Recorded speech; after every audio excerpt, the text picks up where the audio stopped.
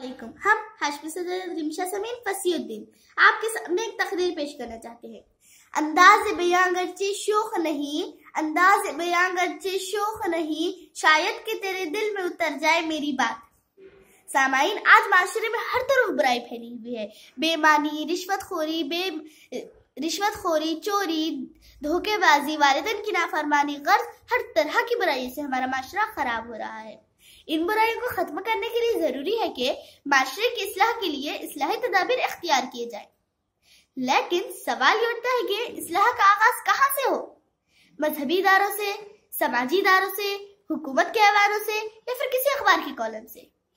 इनमें से किसी से नहीं। मैं कहती हूँ कि इस्लाह का आगाज अपने आप से हो, खुद से हो। जब तक हम अपने आप को सुधारेंगे नहीं, अपनी कमियों को टटोलेंगे नहीं, तब तक हमें हर शख्स नाकामयाब और नाकाबिल नजर आएगा। आज हर कोई अपनी जगह नखात बन बैठा है।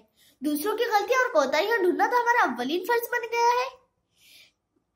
जब तक हम अपने आप को सुधारेंगे नहीं, तब तक कौम की इस्लाह नामुमकिन है।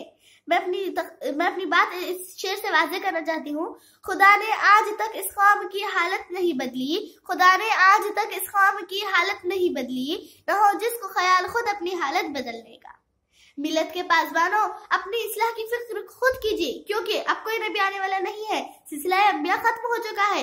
हुजूर सल्लल्लाहु अलैहि वसल्लम ने जो मुक़द्दस कुरान पाक छोड़ गए हैं, हदीस मुबारक, सुन्नत नबवी, हमें इन पर ही अमल कर हमें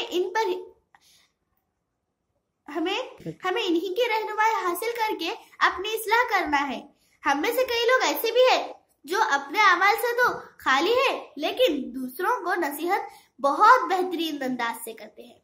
जब तक हम अपने आप को सुधारेंगे नहीं, तब तक कौम की इस्लाह नामुमकिन है। मैं अपनी तकरीर का इख्तिताम एक शेर से करना चाहती हूँ। नसीहत के लिए हुस्न अमल दरकार है नासी, नसीहत के लिए हुस्न अमल दरकार है नासी। ये बेहतर है कि लफ्जों के बजाय जिंदगी बोले।